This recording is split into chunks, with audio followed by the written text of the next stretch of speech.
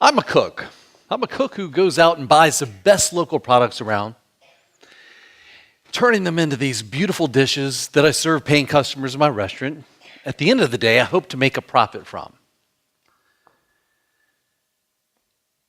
These products were really special.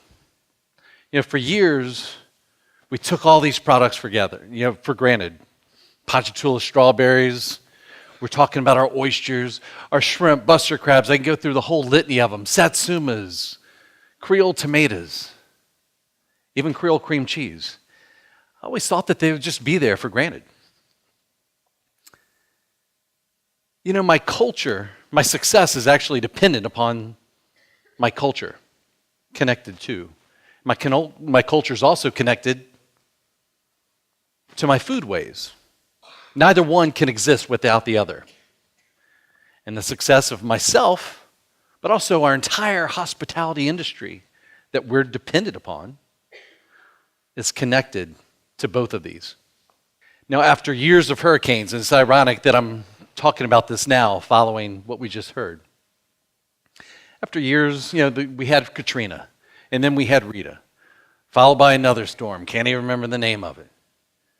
Then we have the Gulf disaster, the oil spill, followed by yet another sizable storm. And what you have is a culture that's under attack. A culture that's really fragile. And a foodways that's endangered.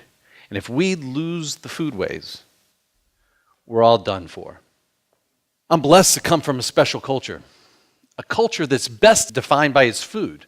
Think about the millions of people that travel here every year. That travel all over Louisiana, but especially South Louisiana. They come here for what? They come here for food. I'm blessed to come from a culture that's special, something that's unique. Let's forget for a moment that we're under attack by the homogenization of pop culture as defined by Madison Avenue and the big box stores and in international farming conglomerates that feed us on a daily basis. We come from a special place. And a place that all of us are connected with. Through food, you see, food then becomes that common thread that connects us all. Black, white, purple, yellow, red, rich or poor. We all love our gumbo. So where would we be without this culture? Now, I talked about the storms and the effects that it had on food production in general. I want to narrow this down to just farmers today. We've had this migration to high land, right? Now, tacky strip malls of suburbia populate the truck farm fields that used to feed us. We're pushing our farmers further and further out. We're putting our farmers out of business. When the farmers go, where will I get these great ingredients that millions of people, tens of millions of people travel every year to come to? Where will they come from? And if we turn into any town USA, will the tens of millions still come?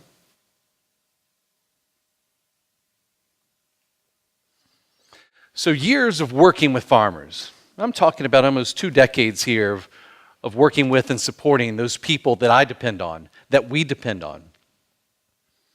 We found that most of our farmers didn't have access to capital. And most of them still yet didn't have the business acumen needed to truly be profitable in today's highly competitive economy. So with some help of some very smart friends, we created a microloan program appropriately named Milk Money. Now, Milk Money had its start. I just love saying that, Milk Money. Milk Money had its start because we started working with the Mote family. And the Mote family had been 4 or 5 generations, dairy farming family, big, strong family business. They did things the right way, perhaps the last, offering non-homogenized milk. Of cattle, they're antibiotic and hormone-free. I mean, these people were doing it right. But they got hit pretty hard by Hurricane Katrina, and they lost part of their milk barn. The Southern Foodways Alliance and the Slow Foods Movement both credit the Mote family with being caretakers of a great culinary tradition called Creole cream cheese.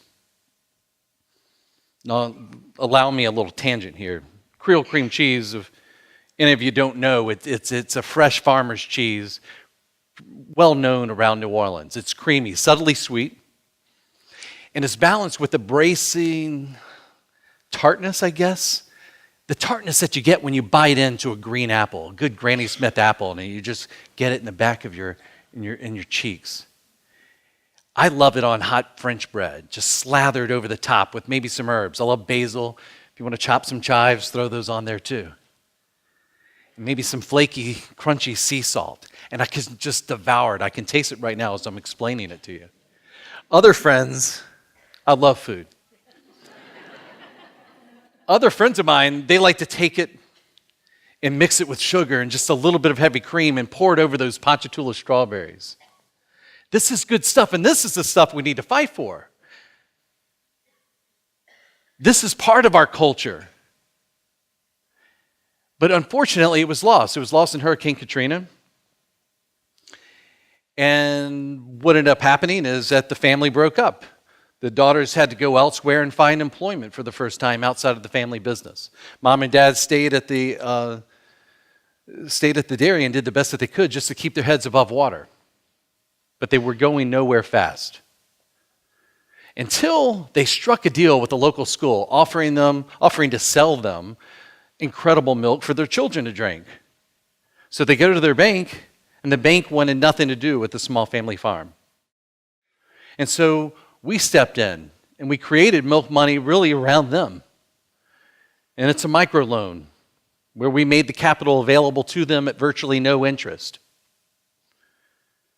Not only did they buy the cattle and make the repairs necessary to get back on their feet, we also partnered them with the team of MBA students, Tulane University. And they not only built a business plan around this dairy, but they also played an active role in not just the marketing, but also the sales and the distribution of their products, and created an even broader product line. This product line now consists of these incredible Creole cream cheese cakes, and you can find them from Baton Rouge to the coast. You have to go to the farmers markets.